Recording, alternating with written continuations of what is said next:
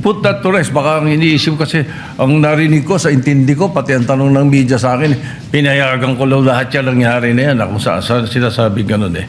It was the NBI director who said, pinayagan kami ni Senator Soto, alam niya nga arestuhin namin. Kami ba iikot sa loob at mapapasok ba namin lahat ng tao? So I corrected him. I said, kung pinayagan man kayo, they're my witnesses, just Senate President. So ang sinabi ko sa kanila, assuming pinayagan kayo ni Senator Soto, hindi naman siguro siya pumayag makipaghabulan kayo, di ba? So yun ang sinabi. And sabi namin, ang sagot nga niya, sir, nakita niyo nung umabot na sa loob ng session hall, hindi na naming hinabol. Senator, former Senate President Soto. Thank you. Mr. President, may I be allowed to lay to rest this particular issue as far as I'm concerned? Because I have been mentioned in media by members of the Senate that as Senate President daw, pinayagan ko daw yung word na ginamit is pinayagan ko daw yung NBI na pumasok dito. May sinasabi nagpakain pa, yung mga ganon. Let the records, speak for itself. Ito muna sa akin, Mr. President. Early in the morning, an NBI representative came to see me and told me they have a warrant of arrest for Senator De La Rosa. I said, simply, I said, coordinate with OSA. As simple as that. Why? I didn't realize that he was coming. I didn't know that he was going to be there in the afternoon. I just thought it was a simple information given the Senate President that a member of the Senate was being issued a warrant of arrest. It was simple as that. Yeah. Kaya hindi pa pwede, little did I know that, Senator De La Rosa, after 7 months of not being here, will suddenly come. Kaya ganun kasimple lang yung sinabi ko. Coordinate with the OSA. So put that to rest. Baka ang iniisip kasi, ang narinig ko, sa intindi ko, pati ang tanong ng media sa akin, pinayagan ko lang lahat yan nangyari na yan. Kung saan sinasabi ganun eh. If I had known that he was coming, if you informed me that he was coming, I would have had a different perspective. Like what happened with the CIDG when they issued a subpoena to Senator De La Rosa's office. Simple. Walang issue, walang problema. Pinadala lang. Ganun lang sana, Mr. President. I would not be remiss of anything. And definitely, I will not be guilty of obstruction of justice. Like, for example, in the case of Senator Trillanes, I was majority leader. And when he was holed up in his office for I think about 1, 2 days, 3 days. But when he was issued and he was showed the warrant of arrest, sumama siya. Binasahan siya ron mismo sa opisina niya. In the case of Senator De Lima, when the warrant of arrest came and she was here, ang pinakiusap lang niya, doon sa bahay siya arestuhin para kumahanda siya ng damit at makapagpaalam. Ganun lang eh. Dito naman sa Senate, alam naman natin yan. Oh, by the way, when I said coordinate with this OSA, they know the rules. Yung pa ang binanggit ko. Exact wording ko yun, Mr. President. For the record, so that we can put this to rest already. Makapagtrabaho na tayo, kasaan na pupunta usapan. Yeah, for clarity, former Senate President, one, I asking for a report, but I remember Senator De Lima stayed in her room for a few days before that. No, so the way that they're saying that surrendered right away is she was allowed to exhaust remedy. Now, as Senator Pia, Senator Lawrence, Senator Aimee, and Mark Villar were in the room with me. It was the NBI director who said, pinayagan kami ni Senator Soto, alam niya nga arestuhin namin. Kami ba iikot sa loob at mapapasok ba namin lahat ng tao? So I corrected him. I said, kung pinayagan man kayo, they're my witnesses, just Senate President. So ang sinabi ko sa kanila, assuming pinayagan kayo ni Senator Soto, hindi naman siguro siya pumayag makipaghabulan kayo, di ba?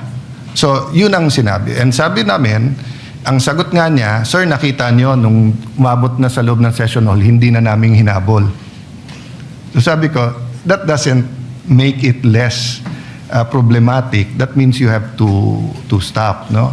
So, Senator Pia, you were there, so please feel free to speak. For full disclosure, I asked him after it was established na nakipaghabulan hanggang dito. So sabi niya, ni NBI Director, sabi ko sa kanila, wag silang papasok sa session hall.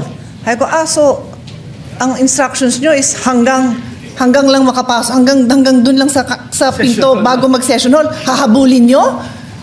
And then, medyo hindi niya na sinagot yun. So, that's what is the logical conclusion na hanggang tumungtong sa session hall, habulin nyo, gawin nyo, because I asked, what is your objective? Na i-serve yung warrant? Yes. So, may kasamang habulan.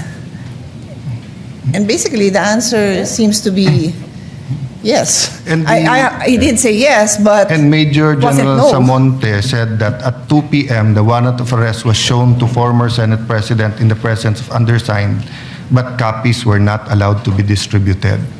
But consistent with the Senate President said, earlier this morning, NBI Chief Attorney Dongalo paid a call to the undersigned to coordinate an arrest order. As per agreement, the supposedly arrest should be effected when the warrant of arrest is presented as guidance of the former Senate President Vicente Soto. On or about 2 p.m., the warrant of arrest was shown to the former Senate President, the President undersigned, but copies were not allowed. So in the report kasi po, sir, ni Sergeant at Arms, the arrest was coordinated, not just the arrest warrant. That's why maybe the media, this was submitted during the session. Yes, but I clarified that I do not believe that the actual manner. So there are two issues, no? Was it coordinated, which they're saying that they're disputing that. Secondly, the manner in which they carried out the order. Senator... Mr. President, just to put on record, the parliamentary status is that Senator Padilla made a manifestation and he is about to be interpellated by Senator Marcoleta. And so we thank the gentleman for allowing our colleagues to interject. But before we say something, Mr. President, I just wanted to add to what our colleagues mentioned dahil yung mga osahan natin na nagpapakamatay for the Senate institution, Mr. President, pakita natin sa kanila, Mr. President, that we are all out in defending them. Ako po, Mr. President, nandun mismo ako doon sa Senate Clinic nung dinala yung OSA personnel natin. Mr. President, bugbog sarado siya. Dito sa video, kuha mismo ng staff ko, Mr. President, kinukuha, sinakay, pinilit isakay doon sa sasakyan. Tapos umalis. Ito, duguan na po yung ating Senate OSA. Kaya yung totoo yung sinabi ni Senator Migs, nakausap ko si Senator JB, nakausap ko si Senator Robin, nakausap ko si Senator Jinggoy, lahat po kami talagang nagpanting ho yung tenga namin dahil, Mr. President, ito yung tao ho natin to mga kasamahan natin na nagbabantay at ginagawa lang yung trabaho. Yun pong individual na ito, Mr. President, kakaisang buwan pa lang po niya dito sa Senado. Kakatapos lang ng training niya to be part of OSA. And yet, Mr. President, ito yung naranasan po niya sa Senate premises, Mr. President. Kaya hindi lang po yung medical treatment ang aming hinihiling, Mr. President, pati ho legal, Mr. President, ibigay natin what we can do. Because, Mr. President, kung walang magpa-file ng kaso sa mga ito, ako mismo maglilid to file cases against these people, Mr. President.